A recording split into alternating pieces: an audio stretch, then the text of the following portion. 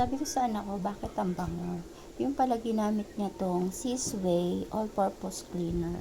So, nilinis niya pala itong ref namin na walang laman.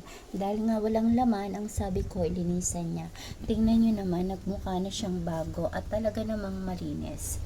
Yes, ito po ay pwede pandinis sa ating mga refrigerator para matanggal yung mga bacteria na namamahay dyan. Kaya tingnan mo naman, oh, walang kadumi-dumi ang aming ref na nilinis ng aking bunso.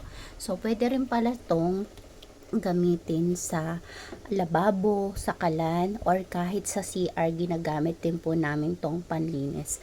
Kaya kung makikita nyo, ito ay wala nang laman at ito ay bago na uli. Tapos ito na lang ang natitira. Kaya mag-order di ako nito dahil ang ganda niyang gamitin na ipanlinis sa ating mga tahanan.